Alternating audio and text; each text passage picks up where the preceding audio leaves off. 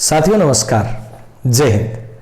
कैसे हो आप सभी लोग? उम्मीद करता हूं कि आप अच्छे हैं, मस्त हैं, स्वस्थ हैं। अपनी पढ़ाई को निरंतर आप लोग जारी रख पा रहे हैं। आज का सेशन बड़ा विशेष सेशन होने वाला है और यह सेशन हो सकता है आपकी जिंदगी को बदल के रख दे। स्क्रीन के ऊपर जो आप चेहरा देख पा रहे हैं, इस चेहरे का ही कमाल है कि आपने विजेंद्र सिंह शेखावत को नेवरी सर के रूप में जाना और विशेषतः जिस सब्जेक्ट को लेकर के आज मेरी पहचान है, जिस विषय को लेकर के आज मैं कर पा रहा हूं, जो भी आप लोगों तक मैं पहुंचा पा रहा हूं, जितना भी आपके मन में कई बार प्रश्न रहते हैं कि सर आप इतना अच्छा मैप कैसे बना लेते हैं, आप भूगोल विषय को इतना अच्छा कैसे पढ़ा लेते हैं। इसके पीछे केवल दो ही शख्स जुड़े हुए हैं इस भूगोल विषय को लेकर के। एक मेरे पिताश्री, जो उस टाइम के अंदर भी भूगोल विषय से थे, जो उनका दौर था 50 साल पहले की बातें हैं, और वो तो आनुवांशिक गुण आ गया। और दूसरा जो हाथ रहा विषय की समझ का, विषय की पकड़ का, विषय के क ख ग को सीखने का, उस सीखने के पीछे एक ही नाम आता है और वो नाम आता है भीम सिंह जी राठौड़ का। मेरे भूगोल विषय के गुरु रहे। भूगोल विषय के अंदर एक क से लेकर के और भूगोल विषय की बारखड़ी से लेकर के, और मैं यूं कहूं कि भूगोल विषय का व्याकरण पूरा पढ़ा डाला मेरे को। उस व्याकरण को पढ़ाने तक की कहानी क्या रही, जर्नी क्या रही, और आपके तमाम से जो क्वेश्चन है उन सभी के जवाब आपको आज इस सेशन में मिल जाने वाले हैं कि एक विषय को एक साधारण विद्यार्थी कैसे तैयार कर सकता है और कैसे वो एक उस लेवल तक जा सकता है कि उसके पास एक भली भांति से नौकरी है वो आ जाए। तो सबसे पहले मैं मेरे गुरुदेव भीम सिंह जी राठौड़ का आपके अपने इस परिवार के अंदर, सर नेवरी परिवार के अंदर आपका हार्दिक स्वागत करता हूं, अभिनंदन करता हूं। और ये तमाम जो लाखों की संख्या के अंदर विद्यार्थी देख रहे हैं, ये अपना जो लाख का परिवार अभी रिसेंट ही हुआ है, और ये जो लाख विद्यार्थी आपको सुन पा रहे हैं, देख पा रहे हैं, इस पूरे विद्यार्थियों की तरफ से मैं आपका बहुत बहुत हार्दिक स्वागत, अभिनंदन करता हूं। और इन विद्यार्थियों का सौभाग्य होगा कि आपका मार्गदर्शन मिले और आज की इस चर्चा परिचर्चा से कुछ जो बातें हैं अब वो निकल के आए। वैसे तो गुरु के गुण लिखे ही नहीं जा सकते हैं, पूरा संसार है, अगर उसको कागज बना दिया जाए तो वो भी कम पड़ जाता है। लेकिन फिर भी आज इस सेशन के अंदर अपन बातचीत करने वाले हैं और खुल के बातचीत करने वाले हैं, बिल्कुल नेचुरल अपनी सारी बातचीत होने वाली है। आपके मन में जो सवाल पैदा होते हैं, इन सभी सवालों के जवाब आपको मिलने वाले हैं। एक बार गुरुदेव आपका पुनः हार्दिक स्वागत और अभिनंदन इस परिवार के अंदर। आप अपना संक्षिप्त सा परिचय देंगे और फिर अपन सेशन को आगे बढ़ाएंगे। धन्यवाद विजेंद्र। साथियों नमस्कार। आज विजेंद्र सिंह जिस ऊंचाइयों के ऊपर पहुंचा है, एक ऊंचाई के ऊपर पहुंचने वाला जो शख्स होता है, सबसे ज़्यादा दो जनों को खुशी होती है। सबसे ज़्यादा खुशी उस स्वयं के माता पिता को होती है और दूसरी खुशी होती है उनके जो गुरु रहे हैं, उस विद्यार्थी को जिसने सच्ची निष्ठा और लगन से पढ़ाया है। और यदि वो बुलंदियां छूता है तो सबसे ज़्यादा खुशी दूसरे नंबर पे उनके गुरु की होती है। साथियों, मैं विजेंद्र सिंह के बारे में बता दूं कि कॉलेज लाइफ के अंदर फर्स्ट ईयर से लगाकर एमए तक मेरा एक अच्छा विद्यार्थी रहा है। अच्छा तो क्या कहें, एक एवरेज विद्यार्थी रहा है। लेकिन आज जिस ऊंचाई के ऊपर ये पहुंचा है, उसमें सबसे ज़्यादा योगदान इसकी स्वयं की जो सब्जेक्ट के प्रति इसका डेडिकेशन था, इसकी जो मेहनत थी, इसकी लगन थी, और सब्जेक्ट के प्रति इसकी जो स्ट्रॉन्ग विल पावर था, उस विल पावर के कारण ही आज जब विजेंद्र ने मेरे को बताया कि गुरुदेव मेरे 1 लाख से ज़्यादा सब्सक्राइबर हो गए हैं, तो ये बता रहे हैं कि आज राजस्थान के अंदर एक ज्योग्राफी के रूप में एक मेरा जो विद्यार्थी इतनी ऊंचाइयों तक पहुंचा है, तो वो इसकी सच्ची निष्ठा और लगन के कारण ही पहुंचा है। मैं आपको इसके स्टूडेंट लाइफ के बारे में थोड़ा सा बता देता हूं कि जब ये पढ़ने के बाद में मेरे साथ में ही जिस इंस्टीट्यूट, प्राइवेट इंस्टीट्यूट के अंदर मैं काम करता था, उस इंस्टीट्यूट के रूप में प्रारंभिक रूप से इसने 8वीं तक विद्यालय के अंतर्गत अध्यापन का कार्य करवाना शुरू किया। मैं कॉलेज में पढ़ाता था और 8वीं तक भी जब पढ़ाया तो इसने सच्ची निष्ठा और लगन के साथ में विद्यार्थियों को इसने पढ़ाया है। लेकिन 2014 में प्राइवेट इंस्टीट्यूशन इसने किन्हीं कारणवश से छोड़ दिया था और छोड़ने के बाद में जब इस विद्यार्थी के मन में एक ऊंचाई छूने की इच्छा अंदर जागृत हुई और गाइडेंस के रूप में ये मेरे पास में आया। आने के बाद में विजेंद्र ने कहा कि सर मैं कोचिंग के अंदर पढ़ाना चाहता हूँ, प्राइवेट के अंदर पैसे थोड़े कम मिलते हैं तो मैं परिवार का घर खर्चा वगैरह नहीं चल पा रहा है, एवरेज परिवार से थे, सामान्य परिवार से विद्यार्थी था, तो मैंने इसको गाइड किया।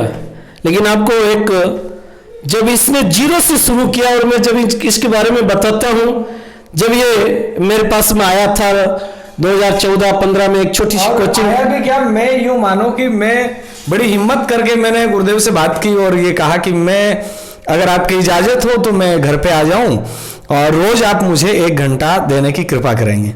गुरुदेव ने हाँ भर ली। इनका नेचर शुरू से ऐसा रहा है कि विद्यार्थियों से बातचीत करना, जैसा कि मैंने ये चीज इनसे ही सीखी है कि विद्यार्थी को किस प्रकार से आप एक सेटिस्फिकेशन दे सकते हैं, उसे आप टाइम दें, उसे आप समय दें, उससे बातचीत करें, उसके हौसले को बढ़ाएं। और मैंने रिक्वेस्ट की कि अब मैं चूंकि स्कूली एजुकेशन के अंदर पहले मैं था, पढ़ा रहा था और फिर मेरे को लगा यार मुझे अब यहाँ से थोड़ा सा टर्न करना चाहिए और मैंने कोचिंग लाइन को ज्वाइन करना चाहा। अब कोचिंग में मुझे भूगोल का कह नहीं आता, अब कह नहीं आता, ये कहानी तो आप गुरुदेव ही बताएंगे। बिल्कुल मैं हर बार आपको कहता हूं कि मैं एक एवरेज स्टूडेंट रहा हूं और कॉलेज के दौरान भी मैं एक सामान्य विद्यार्थी रहा। जिस इंस्टीट्यूट में मैं पढ़ा रहा था उसी से मेरा एमए हो रहा था। एमए मैंने उसी इंस्टीट्यूट से किया और वहीं से मेरा एमए हो रहा था और वहीं से मैं आपका उस स्कूल में मैं पढ़ा रहा था। गुरुदेव जिस कॉलेज में प्रिंसिपल थे और ज्योग्राफी पढ़ाते थे, अब वहां में आपका एमए कर रहा था, साथ साथ के अंदर मेरा चल रहा था। अब मैंने जब कंपटीशन में मैं जैसे उतरा, खुद की भी तैयारी, साथ में आप जैसे विद्यार्थियों को भी तैयारी करवाने की जब ठानी, तो फिर मैंने गुरुदेव से टाइम मांगा कि मुझे रोज का टाइम चाहिए। आगे क्या कहानियां बनती है वो तो खुद ही सुनते जाइएगा और गुरुदेव आपको बताते रहेंगे और अपनी चर्चा परिचर्चा चलती रहेगी। आगे जो ये कहानी है, इस कहानी से एक एवरेज जो विद्यार्थी है वो बहुत बड़ी शिक्षा ले सकता है। जैसा कि एक कोचिंग में पढ़ाने के लिए विजेंद्र ने जब शुरू किया था तो गाइडेंस के रूप में मेरे पास में आया कि सर जो ज्योग्राफी के जो बेसिक चीजें हैं वो बेसिक चीजें आप लोगों को आप मेरे को थोड़ा सा समझा दो ताकि मैं दूसरे दिन जाकर क्लास में पढ़ा सकूं। से अच्छा बताऊं तो क्योंकि गुरुदेव का ज्योग्राफी पढ़ाने का जो तरीका था वो वाकई में मुझे अच्छा लगता। कॉलेज के अंदर इस टाइप से ज्योग्राफी पढ़ाया करते थे, मतलब मैप बनाना, वर्ल्ड मैप तो यूं बना दिया करते थे चुटकियों में, ये अफ्रीका हो गया, ये दक्षिण अमेरिका, ये उत्तर अमेरिका, ये इधर से ये धारा जा रही है, मरुस्थल है, आदि आदि जो चीजें। और कॉन्सेप्ट को समझाने का जो इनका तरीका था, भाई चीज क्यों होती है, कैसे होती है, क्यों, कब, कैसे, इन चीजों के ऊपर आपका कॉन्सेप्ट शुरू से ही शानदार रहा है। भाई ऐसा चीज हुआ तो क्यों, इसके फैक्टर कौन कौन से हैं, ये क्यों हो रही है, ये किन चीजों को इफेक्ट करेगी, ये आदि सी बातें जब मैंने आपसे पढ़ी तो मुझे लगा कि आप मुझे एक बेसिक नॉलेज मैं कोचिंग में पढ़ा सकूं, उसके हिसाब से आप मुझे बेसिक नॉलेज देंगे, क्योंकि मेरा बेस बिल्कुल ही कमजोर था। कॉलेज में आप जानते हैं कि टीचर भले मर्जी कितना अच्छा पढ़ा दे, स्टूडेंट एक पढ़ने की कोशिश करते नहीं है, और मैं भी वैसा एक स्टूडेंट था। जब प्रारंभिक रूप से विजेंद्र मेरे पास में आया तो इसने पहले दिन मेरे से पूछा कि गुरुदेव ये अक्षांश क्या होता है, देशांतर क्या होता है, हमबोल्ट की धारा कहाँ से कहाँ चलती है, ये धाराएं क्या होती है, ये एक्चुअल में क्या सागर के अंदर ये चलती है। तो मेरे मन के अंदर एक प्रश्न उठा कि भाई ये कोचिंग में पढ़ा रहा है ज्योग्राफी का एक बेसिक नॉलेज जो होता है वो बेसिक नॉलेज ही इस विद्यार्थी को नहीं आ रहा। 4-5 दिन तक विजेंद्र मेरे पास में आया और इसको मैंने बेसिक नॉलेज बताया। हालांकि इसकी जो कैच करने की जो कैपेसिटी है, मैंने मेरे विद्यार्थी मेरे पढ़ाना, मैंने 15 साल कॉलेज में पढ़ाया, मैंने नहीं देखा कि इतना तेज गति से ये कैच कर सकता। लेकिन मेरे मन के अंदर एक प्रश्न उठा कि भाई ये बेसिक चीजें नहीं है तो कहाँ पढ़ा पाएगा, ये मुश्किल है। तो फिर मैंने सच बताऊं मैं नेगलेक्ट करना शुरू कर दिया। दूसरे दिन इसका जब कॉल आया कि गुरुदेव मैं आ रहा हूं घंटे भर, 1-1.5 घंटा मेरे पास में पढ़ता था, तो मैंने नेगलेक्ट कर दिया कि भाई ये बेसिक चीज ही नहीं आ रहा तो कैसे ये पढ़ा पाएगा आगे क्लास के अंदर जाके। तो मैं सच बता रहा हूं, दूसरे दिन मैंने कहा मैं थोड़ा सा बाहर हूं, 1-1.5 घंटे बाद में आऊंगा। लेकिन आज प्यारे जितने भी लोग जो देखते हैं, आज मैं ये कह सकता हूं कि मैं उस समय गलत था और मेरा ये स्टूडेंट जो है वो सही था। कभी भी ऐसा नहीं करना चाहिए।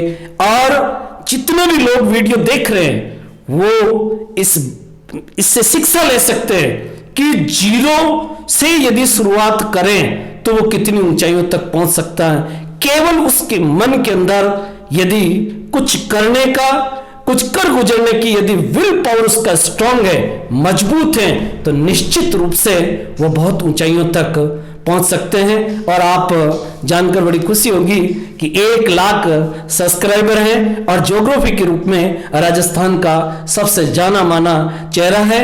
और मैं भी इसकी वीडियो देखता हूं। और आज वो कहा जाता नहीं, कहावत होती है कि गुरु गुड़ हो गया, चेला शक्कर हो गया। तो आज वो बिल्कुल फिट बैठ रहा है। और जो विजेंद्र मेरे बारे में कह रहे हैं, आज मैं इसके बारे में कह सकता हूं कि आज मैं गवर्नमेंट फर्स्ट ग्रेड का जो व्याख्याता के रूप में आज राजकीय उच्च माध्यमिक विद्यालय किशनपुरा में मैं सेवारत में कार्य कर रहा हूं। तो मेरा गवर्नमेंट में सिलेक्शन होने के पीछे भी विजेंद्र सिंह नेवरी का बहुत बड़ा योगदान है। और वो कैसे योगदान है वो मैं आपको आगे बताऊंगा। थोड़ा विजेंद्र नेवरी बताइए। नहीं, ये गुरुदेव का बड़प्पन है। ऐसा देखिएगा, बातें घूम फिर के बहुत, वो ही कहते हैं ब्रह्मांड है, यूनिवर्स है, इसमें आपको पॉजिटिव एनर्जी मिलेगी या आपको नेगेटिव एनर्जी मिलेगी। आपको वही बात है, गुरु द्रोणाचार्य वाली बात है ना भाई। अगर आप मान लें, वो एक बागड़ी में कहावत चलती है अपने कि माने तो देव नहीं तो बीत को लेव। भाई आपके मानने पर निर्भर है। अपन जाके शिवलिंग के ऊपर अपन पानी चढ़ाते हैं, अपन उस पत्थर के अंदर शिव देख रहे हैं, तब अपन पानी चढ़ा रहे हैं। पत्थर तो बाहर भी है, काफी है। अब अपने मन में क्या है वो मायने रखता है। और मैं सही बता दूं आपको, गुरुदेव ने भले मर्जी नेगलेक्ट किया होगा, लेकिन मैं आज तक भी उनके गुरुदेव के वो 5, 7, 10 दिन में जो इनके संपर्क में रहा शुरुआती दौर में, और इन्होंने जो चीजें बताई उस दौरान, सीमित समय के अंदर भी इन्होंने जो बेसिक मेरे क्लियर किए, वो बेसिक क्लियर करना सब्जेक्ट का नॉलेज देना नहीं था। वो बेसिक क्लियर करना था कि आप फला टॉपिक को किस वे में पढ़ सकते हैं ताकि वो आपको याद हो जाए। और मैं सही बता दूं, शुरुआत मैंने, गुरुदेव ने पहले दिन मेरे को बताया ना, जैसे मैंने सेम का सेम दूसरा दिन जाके कोचिंग में बता दिया, दूसरे दिन बताया मैंने, तीसरे दिन सेम का सेम जाके बता दिया। और बच्चों ने उस चीज को लाइक किया कि हाँ गुरुदेव ऐसा बता रहे हैं, शानदार पढ़ा रहे हो आप। और मैं मनी मन खुश था कि मुझे भी किसी ने पीछे से धक्का दिया है कि ऐसे पढ़ाते हैं, और मैं वैसे पढ़ाने लग गया। और इसी दौरान पढ़ाते पढ़ाते और मैं कंटिन्यू गुरुदेव के संपर्क में रहा, और ऐसा करते करते मैं कोचिंग लाइन में पढ़ाने लगा। और एक एवरेज कहानी जो मैंने पहले भी आपको बताई है, लेकिन आज गुरुदेव के साथ बैठ के बातचीत करने का सौभाग्य मुझे मिला। और संडे था, मैंने सोचा कि आज सुबह उठते ही पता नहीं क्या ही मन मस्तिष्क में आया कि मैंने कहा आज गुरुदेव से मिलके आना है, संडे है, फिर अपन बिजी हो जाएंगे, टारगेट आरएस अपनी मुहिम चलेगी, फिर टाइम निकल नहीं पाएगा, आज अपन चलते हैं और बातचीत करके आते हैं। तो मैं सीधा ही किशनपुरा पहुंच गया और मैंने कहा आज बातचीत करते हैं। अब कोचिंग लाइन में पढ़ाने के दौरान, गुरुदेव कॉलेज में पढ़ा रहे थे, मैं कोचिंग में पढ़ा रहा था, और ऐसा करते करते मेरा 2018 की फर्स्ट ग्रेड के अंदर 16 की फर्स्ट ग्रेड में मेरा चयन नहीं हुआ। और 18 की जो थर्ड ग्रेड की वैकेंसी आई, उस वैकेंसी में मेरा चयन हो गया। अब मेरा चयन 2018 की थर्ड ग्रेड की वैकेंसी में हुआ। उस होने की कहानी में भी मैं कहता हूं, डायरेक्ट इनडायरेक्ट एक बहुत बड़ा योगदान गुरुदेव का था। क्योंकि अगर ये मेरे को 5-10 दिन नहीं देते शुरुआती दौर में, तो मैं कोचिंग में टिक नहीं पाता, और टिक नहीं पाता तो मैं कोचिंग में पढ़ा नहीं पाता तो हो सकता है कि मैं वहां से फिर यू टर्न लेता और मैं कहीं और होता। आज जहां हूं वहां मैं नहीं होता। अब गुरुदेव मेरा एक ही प्रश्न रहेगा, मैं धीरे धीरे सभी प्रश्नों पे आऊंगा। आप इनकी एक बात को हमेशा से विद्यार्थियों के मन में रहती है, और मैं हमेशा इस बात को सिरे से खारिज कर देता हूं। क्या जॉब लगने के लिए बैकग्राउंड मजबूत होना और बच्चे का बहुत ज्यादा होशियार होना जरूरी है। मैं ये नहीं कह रहा कि होशियार बच्चे जॉब नहीं लगते हैं, बिल्कुल लगते हैं, लेकिन क्या जॉब लगने की प्राथमिकता, जॉब लगने की शर्त यह है कि बच्चा बहुत ज्यादा होशियार हो या फिर वो निरंतरता के साथ में अपनी मेहनत करता रहे? इसके बारे में आपका क्या ख्याल है? मैं आपको, जितने भी लोग वीडियो देख रहे हैं, उन सबको मैं एक ही कहना चाहूंगा कि आपके सामने सबसे बड़ा उदाहरण विजेंद्र सिंह नेवरी है। गरीब परिवार से, साधारण परिवार से विद्यार्थी मेरा रहा हुआ है, लेकिन फैमिली बैकग्राउंड कोई काम नहीं करता। साथ ही बहुत इंटेलिजेंट हैं, वो भी कोई मैटर नहीं करता। आपके मन के अंदर यदि ये प्रश्न उत्पन्न हुआ कि मुझे गवर्नमेंट जॉब के अंदर लगना है, आप रेगुलर यदि तैयारी करोगे तो निश्चित रूप से आपको सफलता मिलेगी। जैसा कि विजेंद्र सिंह आपके सामने है, इसने 2016 के अंदर 3rd ग्रेड के अंदर टॉप 100 के अंदर 18 के अंदर 18 के अंदर बहुत ही टॉप 100 रैंक के अंतर्गत 3rd ग्रेड के अंदर विजेंद्र का सिलेक्शन हुआ था। और सिलेक्शन के पीछे इसका जो डेडिकेशन था, इसकी जो मेहनत थी, उस मेहनत के कारण ही ये 3rd ग्रेड के अंदर लगा था। जैसे ही 3rd ग्रेड के बाद में इसने गंगानगर के अंतर्गत एक बहुत बड़ी कोचिंग इंस्टीट्यूट है, उस इंस्टीट्यूट को इसने ज्वाइन किया, वहां आगे अपने कैरियर को इसने निखारा। केवल खुद का कैरियर ही नहीं निखारा, बल्कि सैकड़ों विद्यार्थी ऐसे विजेंद्र के, जिन्होंने, मैंने कई बार फोन पे भी चर्चा होती थी, तो गुरुदेव इस बार 8 नेट के अंदर मेरे स्टूडेंट सिलेक्शन हुए, गुरुदेव 40-50 इस बार मेरे रीट के अंदर सिलेक्शन हो गए, टीचर बन गए। और यही नहीं, अभी मैंने पूछा था तो निश्चित रूप से पूर्ण विश्वास के साथ में इसने बताया कि सर फर्स्ट पेपर के अंदर मेरे 1st ग्रेड के अंदर नियर अबाउट 100 सिलेक्शन होंगे, और ज्योग्राफी के अंदर लगभग 40 और 50 के बीच में मेरे सिलेक्शन होंगे। तो इतना अच्छा रिजल्ट देने वाला राजस्थान के अंदर बहुत ही मुश्किल से मिलते हैं। एक गुरु को और ज्यादा खुशी क्या हो सकती है कि उसके विद्यार्थी से पढ़कर इतने विद्यार्थी राजस्थान की विभिन्न सरकारी सेवाओं के अंतर्गत अपना योगदान दे रहे। जैसा कि मैंने आपको बताया था कि 2018 के अंदर फिर वापस 1st ग्रेड आई थी, तो मैं कॉलेज के अंदर अध्यापन का कार्य व मैनेजमेंट का कार्य देख रहा था। तो विजेंद्र ने मेरे को कहा कि भाई सर आप आइए और आप भी तैयारी कीजिए, मेरे साथ में आप तैयारी कीजिए। मेरे घर पे विजेंद्र आ गया कि सर आप मेरे साथ में तैयारी कीजिए, आप 101% सिलेक्शन होगा। मैंने विजेंद्र को कहा, विजेंद्र मेरी पे लगभग 34-35 साल की उम्र हो गई, लास्ट मौका, मैंने फॉर्म तो तूने भरवा दिया। और मैं निश्चित रूप से कह सकता हूं कि विजेंद्र के कमरे के अंदर रह के ये मेरे को टेस्ट पेपर बनाता था। मैंने कहा भाई सब्जेक्ट के अंदर तो मेरा कोई दिक्कत नहीं है, सब्जेक्ट तो मैं कवर कर लूंगा, लेकिन मेरे जो फर्स्ट पेपर है उस फर्स्ट पेपर में मुझे नहीं हो पाएगा, इंग्लिश, मैथमेटिक्स, हिस्ट्री वगैरह, मैनेजमेंट वगैरह नहीं हो पाएगा। लेकिन इसने मेरे को घर से पकड़ के कई बार जबरदस्ती मेरे को रूम के अंदर लाया, और फिर जैसी इसकी सब्जेक्ट के प्रति और नौकरी लगने के प्रति जो डेडिकेशन था, वो डेडिकेशन मेरे अंदर भी इसने उत्पन्न कर दिया। और आज आपके सामने मैं गर्व के साथ कह सकता हूं कि हम जो 2018 की भर्ती थी, उस भर्ती के अंदर हम 3 पीढ़ी के एक साथ में लगे थे। विजेंद्र मेरे को एक आदर्श गुरु के रूप में मानता है, तो मैं लगा, विजेंद्र ने मेरे को मोटिवेट किया, मैंने विजेंद्र को मोटिवेट किया। विजेंद्र का जो स्टूडेंट जो महेंद्र स्वामी है, उसको इसने मोटिवेट किया।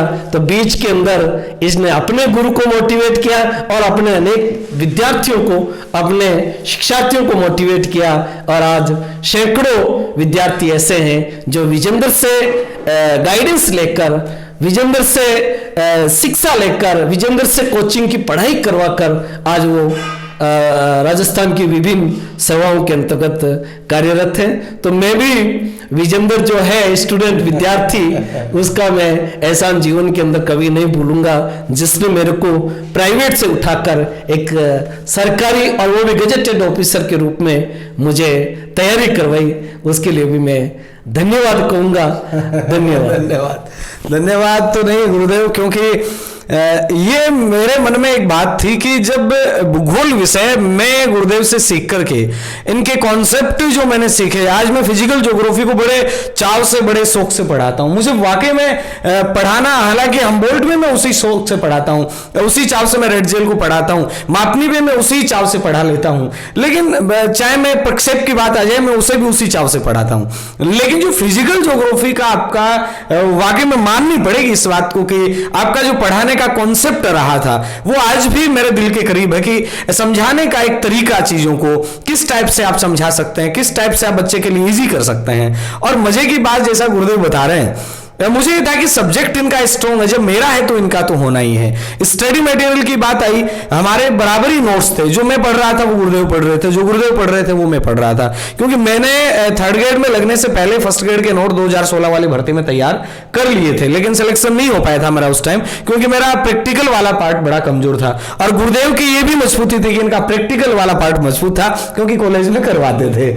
अब पढ़ने के दौरान गुरुदेव आप ये बात बताइएगा, पहली बात तो जैसा कि आपने क्लियर कर ही दिया, अपन ने जब कमरे पे रह के तैयारी की तो उस दौरान देखो 4-5 चीजें आती हैं। पहली बात तो निकल गई दिमाग से कि आपके लिए होशियार होना जरूरी नहीं है, आप अगर सामान्य एवरेज स्टूडेंट हो तो भी आप लग सकते हो, पहली बात क्लियर। दूसरी बात, बैकग्राउंड अगर मजबूत नहीं है तो भी लग सकते हो, परेशानियां परिस्थितियां सबके सामने आएंगी, उनको आपको झेलना पड़ेगा और उनसे आपको निकलना पड़ेगा। तीसरी बात, प्राइवेट जॉब करते हुए आपने अपने आप को मैनेज कैसे किया।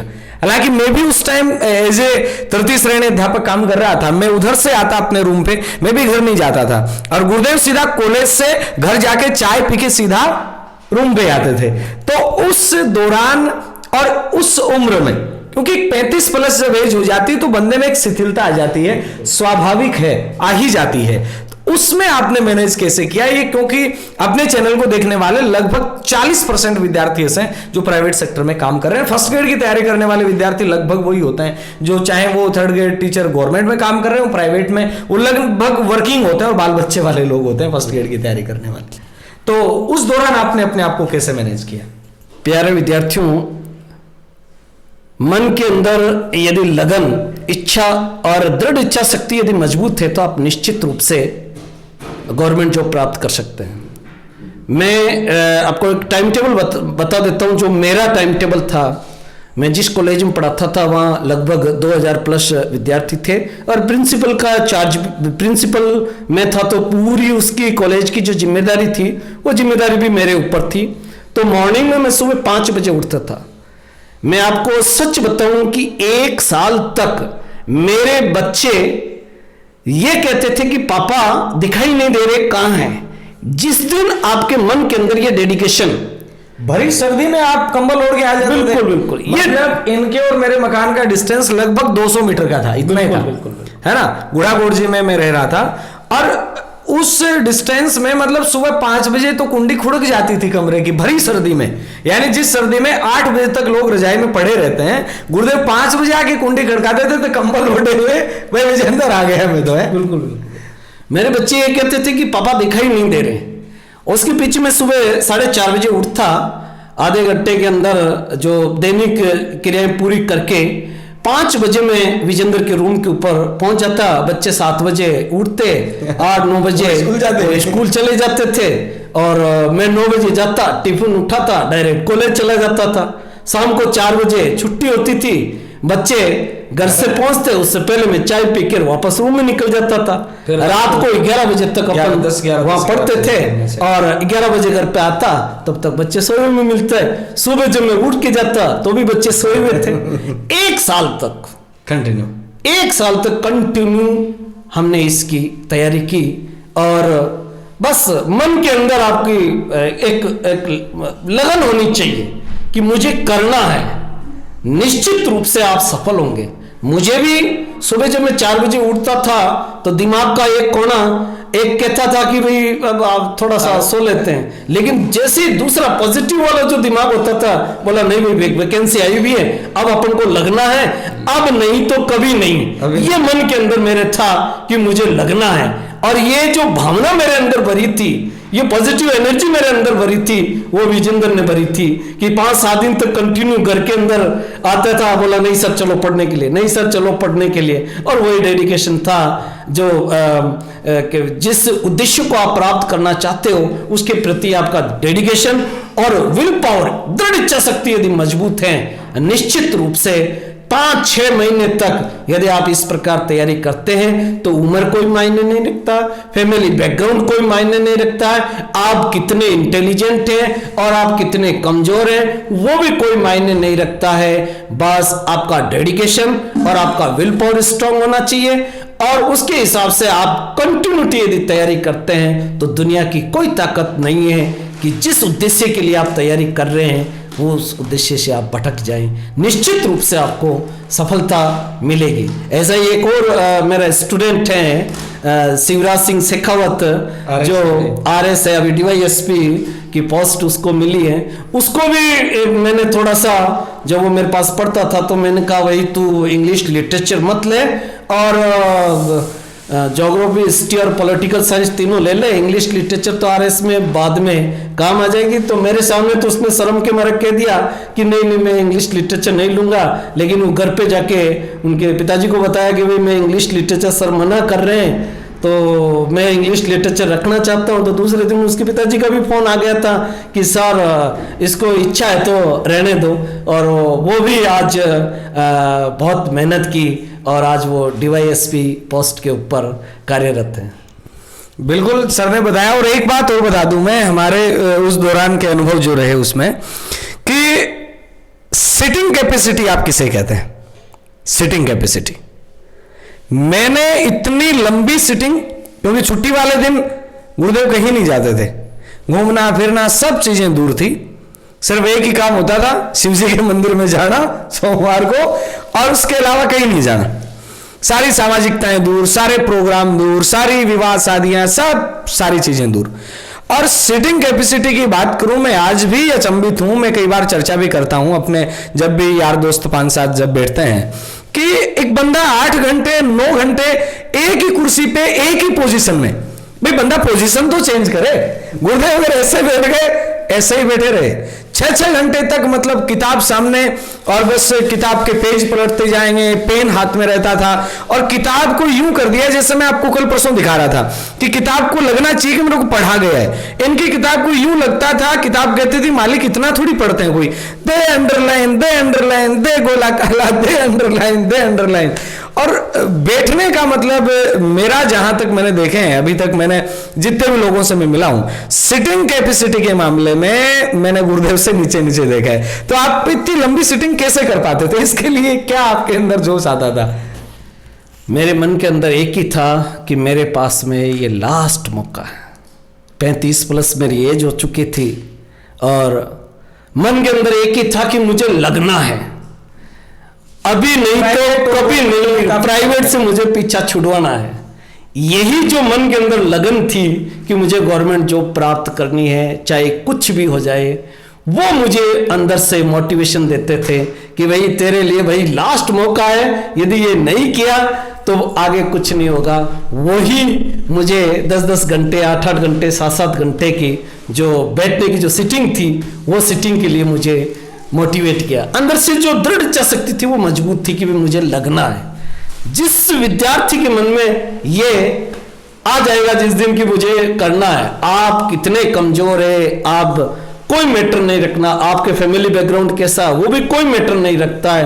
आपके मन में जिस दिन आ गया है कि भाई मुझे ये जॉब प्राप्त करनी है, आपको ये भी कभी नहीं देखना कि पोस्ट 100 आई, 150 आई, 500 आई, बस आपको तो ये देखना है कि मेरी एक पोस्ट है, वो मेरे लिए रिजर्व है, चाहे कुछ भी हो जाए, दुनिया उलट पुलट हो जाए, वो एक पोस्ट मेरे लिए है। जिस दिन आप मन के अंदर ये ठान लोगे, उस दिन आपकी सिटिंग कैपेसिटी भी बढ़ जाएगी, आपको धीरे धीरे याद होना भी शुरू हो जाएगा और आप निश्चित रूप से सफलता प्राप्त करेंगे। आपके मन के अंदर यदि ये भाव नहीं पैदा होंगे तो आप कभी भी नहीं लग सकते हैं।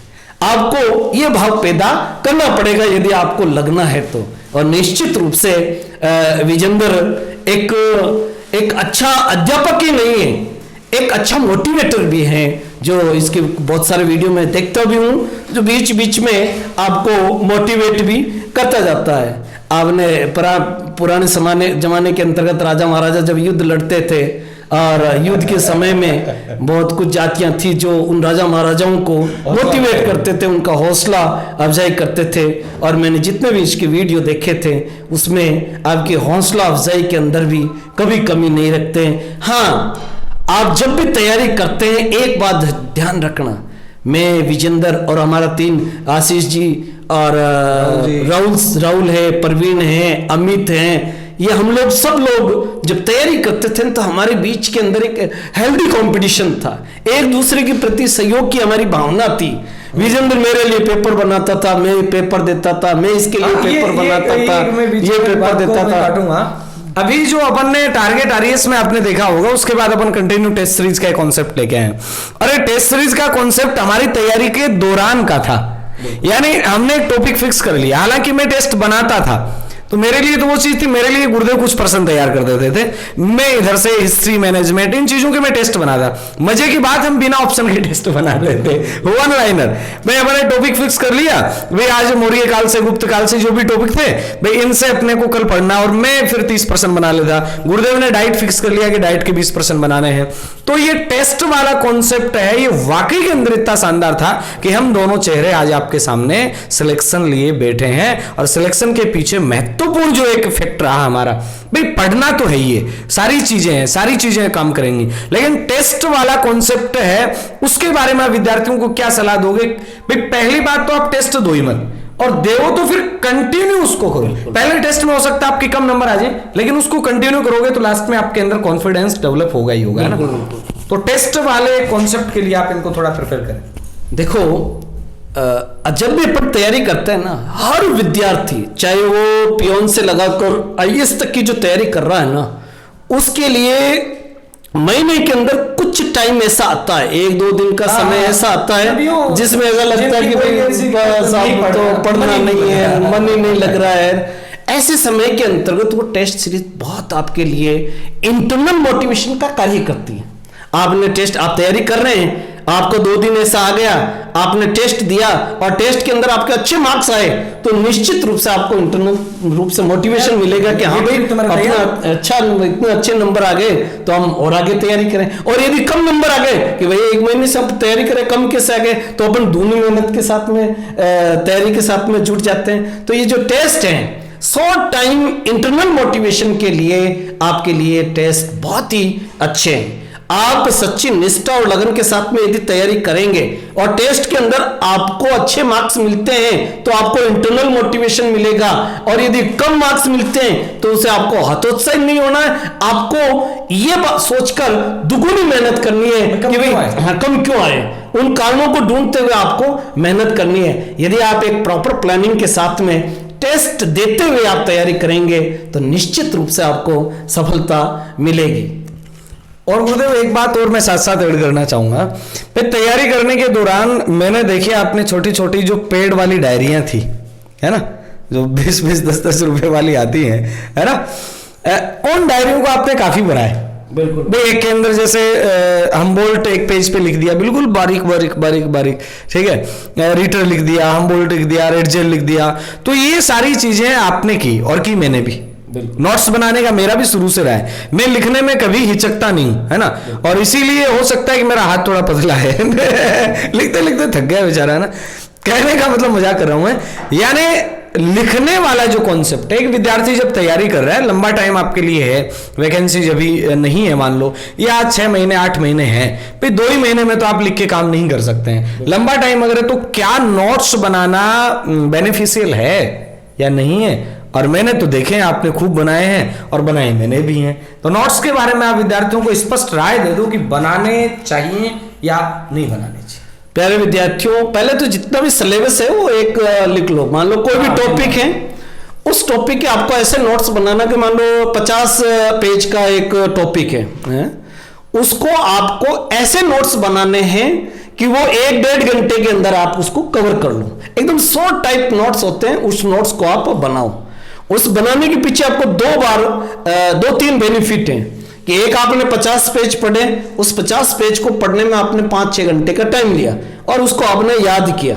फिर उसकी जितनी भी समरी है उसको ऐसा बनाओ 1 पेज के अंदर, 2 पेज के अंदर, 3 पेज के अंदर, ताकि आप 1 घंटे आप उसको पढ़ सकें, ताकि उसको 2-3-4 बार रिवाइज करें तो वो टॉपिक आपका बहुत ही स्ट्रांग हो जाता है। तो छोटे छोटे जो भी टॉपिक्स होते हैं उन टॉपिक्स को एकदम शॉर्ट टाइप नोट्स बनाओ, ताकि वो आपको 4-5 बार उसको पढ़ने में, आपने 50 पेज 6 घंटे में पढ़ा और आपने उस 50 पेज को 1 घंटे में ले आए, तो आप जब बार बार उसको पढ़ोगे तो उसका 6 बार आपका रिवीजन हो जाएगा। तो मैं जहां तक मानता हूं कि आपने यदि उस 50 पेज को 6 घंटे के अंदर स्टडी की, यदि आपको उसको 1 घंटे में ले आए नोट्स बनाकर और उस 1 घंटे के अंदर पढ़े और 6 घंटे वापस पढ़ लिए, तो 6 बार आपका रिवीजन हो जाएगा। ऐसे जितने भी टॉपिक हैं उन सब टॉपिक को आप कवर कर लो तो एकदम आपका 100% जो सिलेबस होगा वो कवर हो जाएगा। कई विद्यार्थियों की तो ये समस्या रहती है, उनको सिलेबस तक याद नहीं रहता हमारे पाठ्यक्रम में क्या है। तो सबसे पहले तो साथियों मैं एक बता दूं कि आपको पाठ्यक्रम तो ये अंगुलियों पे हो जाना चाहिए कि आपके कौन कौन से टॉपिक पाठ्यक्रम में है। हिस्ट्री में क्या लगेगा, बिल्कुल अंगुलियों पे सारी चीज होनी चाहिए। पॉलिटी में क्या लगेगा, ज्योग्राफी में क्या है, पीजी लेवल में कौन से टॉपिक हैं, एग्रीकल्चर ज्योग्राफी पढ़ रहे हैं कौन सा है, पॉलिटिकल पढ़ रहे हैं कौन सा है, ये सारी चीजें आपकी होनी चाहिए। और अंततः तैयारी करते करते हमारा पेपर देने का दौर आया और उसमें बाह्य कई ऐसे नकारात्मक कारण थे जिन्होंने लोगों को प्रभावित किया। हमारे वाली भर्ती में टंकी गैंग जो थी वो एक्टिव हो गई थी लास्ट टाइम में, और उसमें जैसे कि एक हर विद्यार्थी होता है, भ्रमित होता है, हम सारे भी हुए, गुरुदेव भी हुए, लेकिन तमाम इन मुसीबतों को पार करते हुए हमने मिलकर के, और गुरुदेव के आशीर्वाद से मैंने तैयारी की ही थी, हमने मिलकर के एक शानदार माहौल के अंदर तैयारी की। और ये मैं पहले दिन से ही कहता था कि गुरुदेव सिलेक्शन तो हमारा दोनों का ही होगा, सिलेक्शन आपका भी होगा, सिलेक्शन मेरा भी होगा। और भूगोल के अरिहंत वाले क्वेश्चन बैंक से प्रैक्टिस करना, उसका एक मॉडल पेपर लाके फिर उसका मतलब एक पेज लेके एबेसेडर लिख के फिर मिलान करना, इनमें टाइम भी लगता था। कई बार विद्यार्थी कह देते हैं कि अरिहंत की क्वेश्चन बैंक में सर 2 घंटे खराब हो गए। अरे बावले आदमी, वो 2 घंटे खराब नहीं हुए, वो 2 घंटे आपकी सब्जेक्ट की समझ को बढ़ा रहे हैं। वो सब्जेक्ट की समझ जो आपकी उसको बढ़ा रहे हैं, डेवलप कर रहे हैं। क्वेश्चन के पूछने के पैटर्न के बारे में आपको बता रहे हैं कि इस टाइप से भी क्वेश्चन पूछा जा सकता है, इससे भी पूछा जा सकता है। यानी आपकी जो नसें है ना दिमाग की, वो खोलने का काम अरिहंत का क्वेश्चन बैंक करता है। बिल्कुल, मेरा जहां तक मैं जहां तक बताता हूं, मैं कॉलेज के अंदर एनसीसी ऑफिसर भी था और मैं 10 दिन के कॉलेज के बच्चों को वहां लेके गया था टूर। एनसीसी का कोई आपका कैंप था, उस 10 दिन के कैंप के दौरान गया था मैं। जिस दिन कॉलेज से बच्चों को लेके गया था तो वो एक अरिहंत की जो मोटी किताब क्वेश्चन में साथ में लेके गया था, और मैंने ठान ली थी कि वो बहुत बड़ी किताब है, बहुत क्वेश्चन है उसके अंदर। वैसे गिने तो 10-12 हजार क्वेश्चन है, और क्वेश्चनों के भी क्वेश्चन है तो 20-25 हजार के लगभग। बिल्कुल, क्वेश्चंस जो आते हैं उन क्वेश्चनों को 9 दिन के अंदर मैंने पूरा का पूरा रख लिया। और अरिहंत को मैंने 2 बार फर्स्ट ग्रेड के अंदर 2 बार पूरा का पूरा पढ़ा था। और उस अरिहंत का बहुत इंपॉर्टेंट का क्वेश्चन बैंक अगर आपने 2 से 3 बार निकाल लिया, मैं कहता हूं 50% आप जीत गए। बिल्कुल बिल्कुल बिल्कुल, अरिहंत बहुत प्यारी किताब है और उसको एकदम अपनी एकदम जो खास जो किताब होती है उसको आप बना लो, अरिहंत को आप पढ़ो। उसके अंदर आपको फर्स्ट टाइम में आप पूरी किताब को पढ़ो, आपको लगता है कि ये मेरे लिए अच्छा क्वेश्चन है, अच्छा क्वेश्चन है, हाँ ये क्वेश्चन मैं भूल सकता हूँ, उसको राउंड अप करो। फिर दूसरी बार में ऐसा पढ़ो कि भाई जो भूलने वाला क्वेश्चन है उन्हीं को देखो। ऐसे आप 2-3 बार यदि अरिहंत को निकाल लोगे तो निश्चित रूप से आपकी सफलता के अंदर उस पुस्तक का बहुत बड़ा योगदान होगा। बिल्कुल। और लास्ट में हमने पेपर दिया, पेपर के बाद जैसा कि सबको एक चिंता रहती है, सबको एक तनाव रहता है, हालांकि ये निश्चित था कि यार सिलेक्शन तो अपना हो जाएगा, लेकिन वही बात है, आप भी इस दौर से गुजर रहे हैं, हम भी गुजरे हैं। और चूंकि मेरी जॉब लगी हुई थी तो मुझे भी फिर भी मुझे टेंशन होती थी। रिजल्ट आने तक हम एक दूसरे से बात करते, गुरुदेव को मैं हौसला देता, गुरुदेव कहते यार विजेंद्र क्या होगा, मैंने नहीं नंबर पक्का है, आपका तो नंबर पक्का है, क्योंकि काफी स्टूडेंट जुड़े हुए थे और उनसे बातचीत होती, जब लिस्टें बनने लगी ग्रुपों में, स्कोर बताए जाने लग गए, कई विद्यार्थियों ने फेंके भी खूब, है ना, मतलब फेंकने वाले स्कोर भी काफी थे। लेकिन हुआ यूं कि तमाम सीख इस सफर के अंदर करते करते अंततः चयन हुआ। जैसे ही रिजल्ट आया और फाइनल रिजल्ट जिस दिन आया डॉक्यूमेंट वेरिफिकेशन के बाद में, तो सबसे पहले मैंने पापा को जैसे जाके बताया कि मेरा सिलेक्शन हो गया, उनका दूसरा सवाल यही था कि गुरुदेव का क्या हुआ। उन्होंने ही पूछा और मैंने जैसे कहा उनका हो गया, वो कह रहा बहुत बढ़िया यार, बहुत बढ़िया, उनका तो होना ही चाहिए था। और यूं करके घर के अंदर एक अलग सी खुशी थी। फिर मैंने गुरुदेव से बातचीत की और मैंने गुरुदेव को बधाई दी। उससे पहले मेरा छोटा भाई था शायद, उसने गुरुदेव को बधाई दे दी, मतलब उसने भी फोन यूं नहीं किया कि यार नंबर आया कि नहीं है, सीधा ही बोले गुरुदेव आपका भी हो गया ना, बस हो गया यार। यूं चारों तरफ खुशियों का माहौल हो गया और अंततः मतलब सरस्वती ने अपना जो सरस्वती के लिए मेहनत की थी, उस मेहनत का प्रतिफल मिला। और आज वो दिन देखने को मिल रहा है कि आज एक राजपत्रित अधिकारी के रूप में कार्य करते हुए लगभग 2 साल पूरे होने को हैं और एक ही दिन हमने ज्वाइन किया। गुरुदेव का पाली गृह जिला रहा है, ये पाली से है, लेकिन शेखावाटी में इन्होंने काफी लंबे टाइम तक गुढ़ागुड़ जी के अंदर अपनी सेवाएं दी। एक तरीके से मैं तो यूं मान लो एक सर्विस ही करके आ गए, वहां से रिटायरमेंट के बाद इन्होंने यहाँ ज्वाइन कर लिया। और अंत में विद्यार्थियों को क्या सलाह देना चाहेंगे गुरुदेव आप दें, और फिर अपन सेशन को यहाँ समाप्त करते हैं। एक ही बात याद रखना, एक तो अपने आप पर भरोसा रखना और अपने गुरु के प्रति आप आस्था रखना। भले मर्जी आप किसी को भी मानते हैं, एक अपना आइकन एक सब्जेक्ट के अंदर आप जरूर एक लें। मैं ये नहीं कहता मेरे को माने, गुरुदेव को माने, तीसरे को माने, जिससे भी आप प्रभावित हैं। भाई व्यक्ति है वो किसी से भी प्रभावित हो सकता है, जरूरी नहीं कि आप मेरे से प्रभावित हो सकता है, क्योंकि विचारों की तालमेल हर किसी की नहीं होती है। आज हम दोनों बैठे हैं तो हमारे विचारों में कहीं ना कहीं एक रूपता है, तब जाके बैठे हैं अपन, है ना भाई। हो सकता है कि आपके विचारों में एक रूपता नहीं है, मेरे विचार आपके विचार नहीं मिल पा रहे हैं, तो आप मेरे को फॉलो नहीं करेंगे। हो सकता है आपका रणनीति, आपका तरीका, आपका सारा सिस्टम अलग है, लेकिन जाते जाते मैं एक ही सलाह दूंगा, विल पावर रखना, निरंतरता रखना, सब्जेक्ट के प्रति लगाव रखना, सामाजिकता को जितने दिन तैयारी करो उतने दिन भूल जाना, और बिलीव अपने आप पर रखना, अपने मैटर पर रखना। और ज्यादा किताबें पढ़ने का कोई मतलब नहीं है। बाकी गुरुदेव जाते जाते आशीर्वाद दे दो मुझे भी और इन तमाम विद्यार्थी वर्ग जो देख रहा है इसको भी, है ना, आशीर्वाद वचन आप दें और फिर अपन इस सेशन बाजी। God bless you. और बहुत ही विजेंद्र खुशी हुई है कि आज एक विद्यार्थी जो मेरा पुराना विद्यार्थी है आज बहुत ऊंचाइयों को छू रहा है, आत्मा को बहुत ठंडक पहुंची और बहुत खुशी हुई है। और भगवान से यही प्रार्थना करेंगे कि दिन दुनी रात चौगुनी ऐसे ही प्रोग्रेस करते रहें और आपके चरणों में प्रणाम और आशीर्वाद बनाए रखें। और आप सब लोगों से एक विनम्र आग्रह है कि विद्यार्थी सब लोग आप एक मन के अंदर आप ये भाव पैदा करें कि इस जितनी भी वैकेंसी निकली उसमें एक मेरी है, और उस एक को प्राप्त करने के लिए मुझे कितनी भी मेहनत करनी पड़े वो मेहनत मैं करूँगा। जिस दिन आपके मन के अंदर ये भाव होगा तो निश्चित रूप से आपको सफलता मिलेगी। सब जो भी देख रहे हैं सब लोगों, भगवान से मैं यही प्रार्थना करूं कि आप सब लोग गवर्नमेंट जॉब प्राप्त करके और मुझे भी ये फील करवाएं कि मैं आपका गुरु हूं। बिल्कुल बिल्कुल नेवरी सर, खुशी हो रही है, विजेंद्र को भी एहसास कराए, बिल्कुल मेरे को भी खुशी मिलनी चाहिए। बिल्कुल हालांकि मैंने ऐसी खुशियों को बहुत बार देखा है नजदीक से।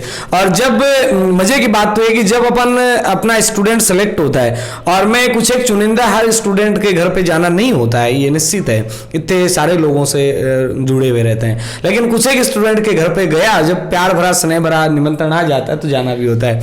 जब उनके माँ बाप के चेहरों की खुशी देखता हूं ना, वाकई में एक अंदर एक जुनून आ जाता है कि यार मैं कई घरों को बदल रहा हूं। नहीं अभी हम लोग विजेंद्र आया था तो सोनाड़ा खेतला जी हम लोग गए आज वाला बीच में होटल पे आके धोख देने लग गया कि आप विजेंद्र नेवरी सर है क्या।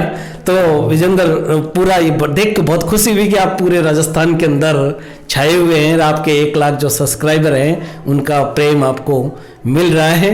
और भगवान से यही प्रार्थना करते हैं, पुनः कहते हैं कि ऐसे विद्यार्थी हर गुरु को मिले। धन्यवाद। तो साथियों ये था सफर, और बाकी मिलते हैं जल्दी। कैसा लगा आपको सेशन कमेंट करके जरूर बताना। निश्चित रूप से आपकी लाइफ को प्रभावित करने वाला होगा, क्योंकि पढ़ाई तो करते ही हैं, रोज ही करते हैं, और पढ़ाई का सेशन अपन स्टार्ट करने ही वाले हैं। और मिलते हैं जल्दी। जय हिंद, जय भारत।